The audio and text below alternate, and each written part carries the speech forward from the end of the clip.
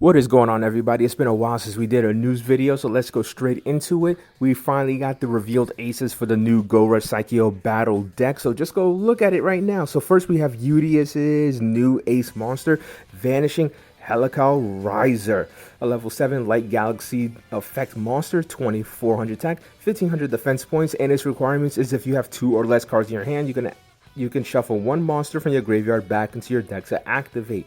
Effect: this card gains 200 attack until the end of the turn.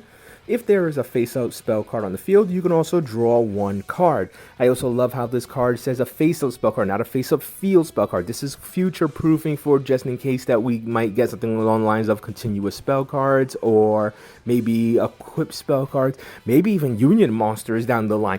This just makes sure that if any of those things are implemented into the Rush Duel format, that, you can actually get the draw off of this effect. Next we have a fun one here. Joint Tech Triceratops, level 7 Earth Machine effect monster, 1900 attack, 2500 defense points. Requirement: if this card is in attack position, you can activate this. Effect: toss one coin. If heads, during this turn, this card gains 1500 attack, and your opponent cannot activate trap cards when this card declares an attack. If tails, change this card to face up defense position. So pretty much, at worst, you get yourself a 2500 defense point. Well, of course, it's going to be beat over at some point. A lot of monsters do have a way to power up above 2500.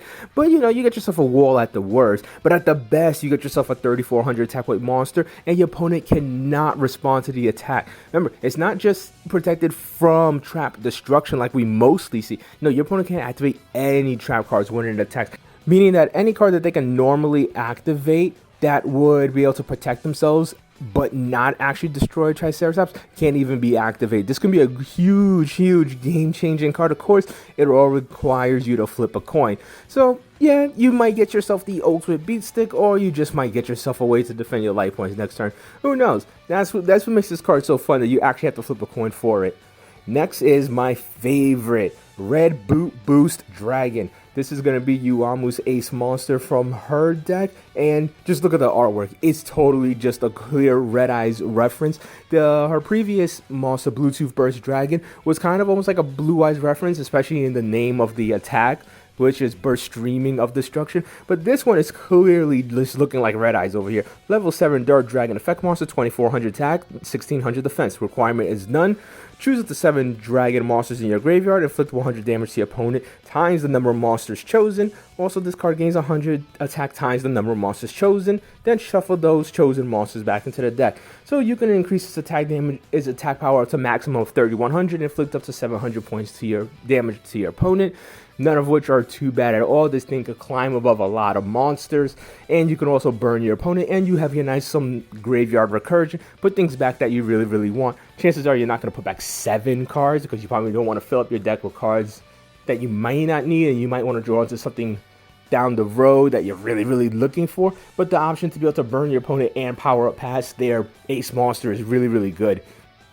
Another thing to point out is Bluetooth Burst Dragon has an effect that destroys monsters your opponent controls, which is similar to Burst Stream of Destruction spell card, while this card inflicts burn damage, which is something that gets synonymous with Infernal Fire Blast. So I'm glad that the Red Eyes and the Blue Eyes reference monsters also have effects that kind of lean in towards their, the special attack spell cards as well. I thought that was pretty cool.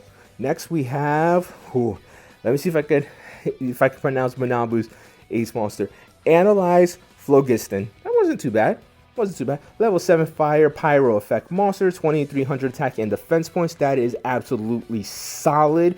You can activate this by sending one spell trap card from your hand to the graveyard.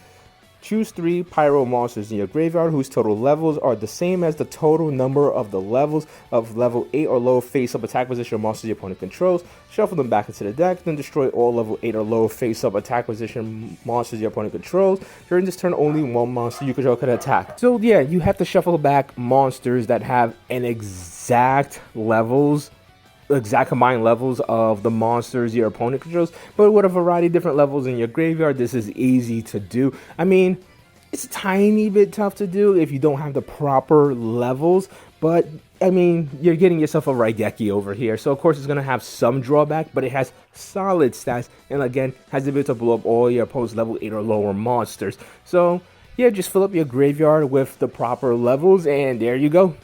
And we have the last monster over here, which is Void Velgar Elysium. Level 8 Dark Galaxy effect monster, 2500 attack, 2000 defense points. You can activate by sending one card from your hand to the graveyard, choose one face-up monster your opponent controls, and change it to face-down defense position. This card gains 500 attack until the end of the turn. If you send a monster to the graveyard for this effect's requirement, also during this turn, this card cannot be destroyed by the effects of your opponent's trap card. So the scary part about this card is that not only is it just a free 3k beater every single turn, but it's generic. All you could have to do is just discard a card. It doesn't even need Galaxy support directly or Dark. It's just completely generic. All you have to do is just discard a card from your hand, 3k attack points. It has trap card and destruction immunity. I mean, it's not like Triceratops where they can't activate anything, but trap card destruction immunity is incredibly great in rush duels, and it puts a monster face down defense position, preferably so you can have a smaller monster beat over something they normally couldn't beat over, because yeah, you don't want to go to 3k just to put your opponent in defense position, then attack that monster and they just absorb the blow. It's just a good way for your other monsters to have a way to beat over those monsters. So overall, we got ourselves some pretty stellar aces over here, so I'm definitely looking forward to getting these decks. I believe they also come with legend cards like the other Saikyo battle decks. I'm not too sure. I remember that being something I reported on a while back, but it was quite a while back. So let me know what you guys think about these cards. I think they're all actually pretty good. I think a lot of people would think that Yuhi got the short end of the stick with pretty much a chance monster, since it's not as reliable as, let's say, you know, Zuijo's monster, which is constantly a 3k beater. A pretty decent card. So yeah, none of these are particularly bad. Of course, my favorite being the nice Red Eyes reference. So glad that Yuamu has a Blue Eyes and a Red Eyes reference monster. That's really awesome. That's why I just definitely can't wait to build her deck, and hoping I'm getting Bluetooth in the next set. Just hope I pull it. So until next time, people, like, comment, subscribe if you like the content.